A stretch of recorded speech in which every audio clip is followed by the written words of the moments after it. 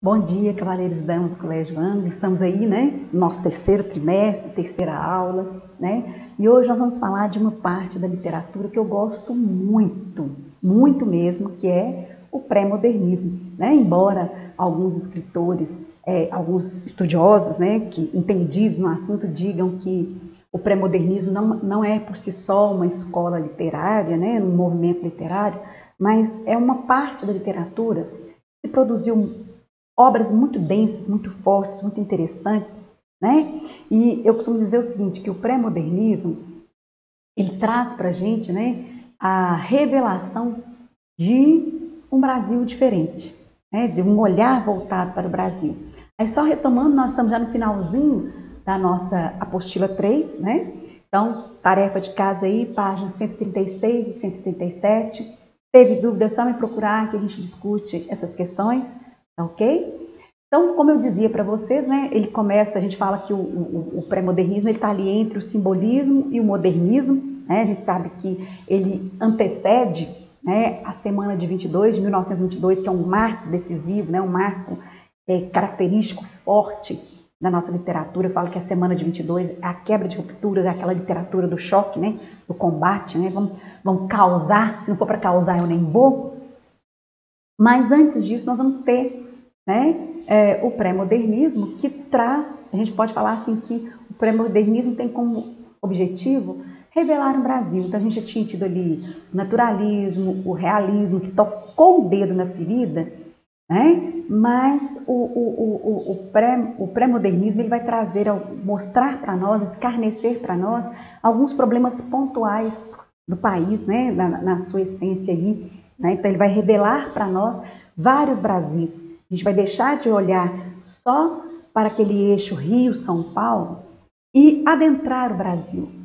Ver o Brasil do Nordeste, ver o Brasil do interior do São Paulo, né? Ver o Brasil do interior, o Brasil do homem do campo. Então, assim, a gente vai revelar os outros Brasis dentro desse Brasil, né? Então ele foi um movimento de movimentação literária intensa, né? Então ele está ali nesse movimento que eu falei para vocês, né? Entre o simbolismo e o modernismo, né? Ele vai até a Semana de 22, né? E a gente pode dizer que nesse momento ele vai ver um sincretismo estético. O que é sincretismo? É essa mistura. A gente não fala muito de sincretismo religioso, é a mistura de religiões, né?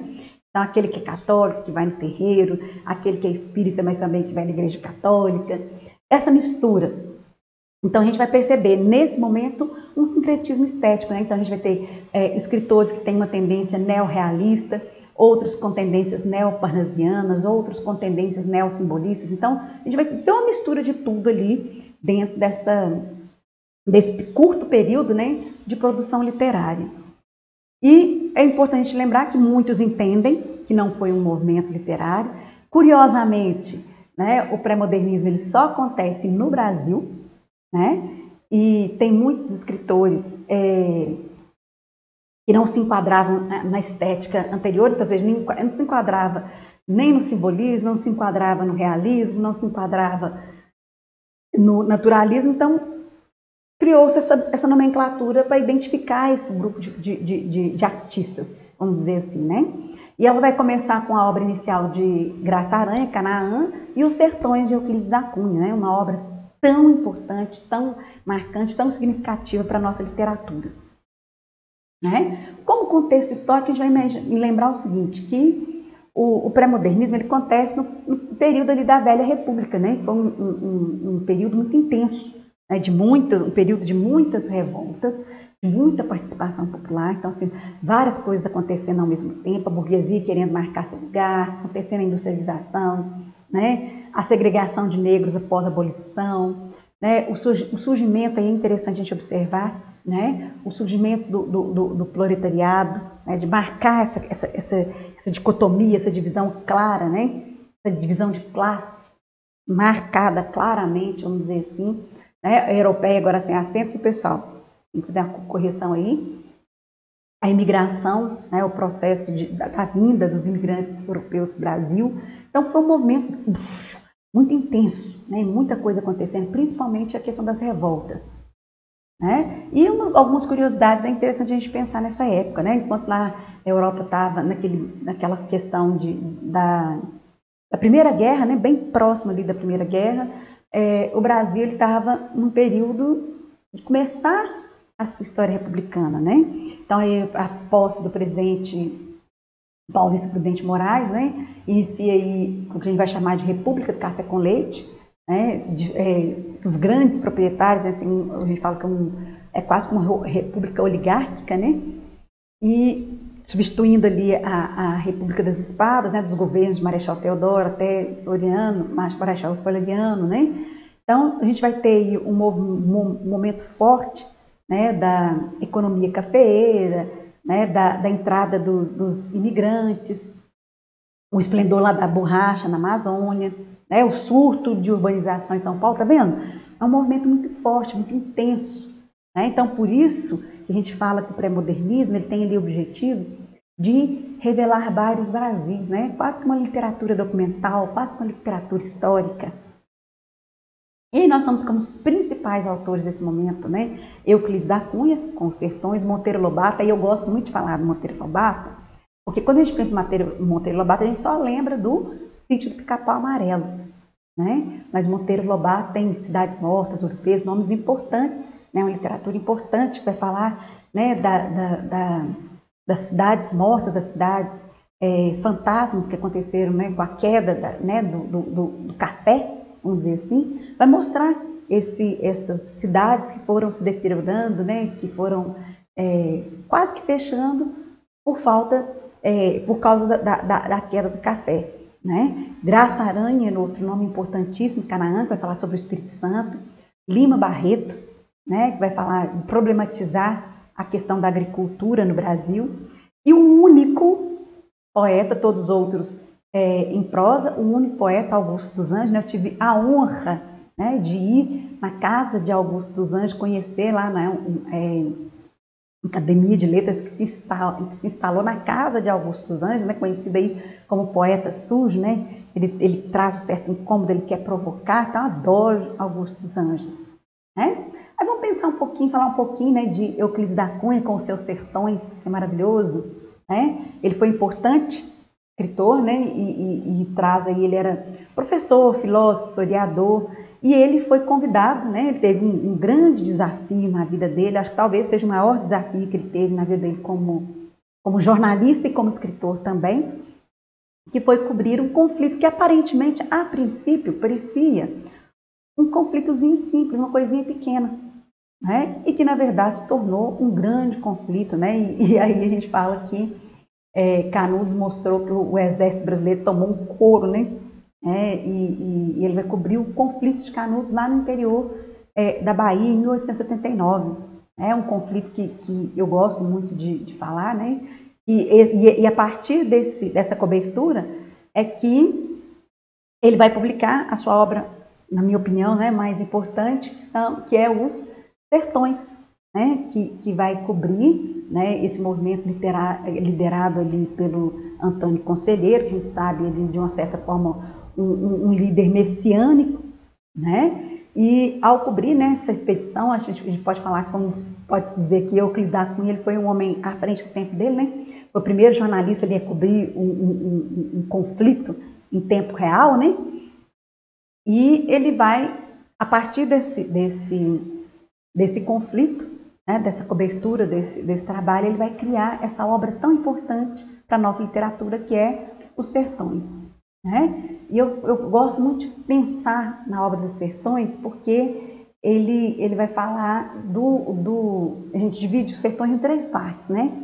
Que é a terra, o homem e a luta, né? Por que ele fala assim, a terra? Porque ele vai descrever a terra, como que aquele ambiente, né? A gente fala que o sertanejo é, antes de tudo, um forte, né? Ele vai mostrar aí como que o ambiente sertanejo ele vai ser uma vantagem para o sertanejo, uma desvantagem, né, para o militar, como que esse ambiente árido, difícil, lutoso, né, vai, de uma certa forma, facilitar, né, aquele homem que conhece o lugar onde vive, e ele vai ser ali, né, aquela terra árida, difícil, né, de ser dominada, vai ser, de uma certa forma, uma arma para o sertanejo e uma armadilha para o soldado.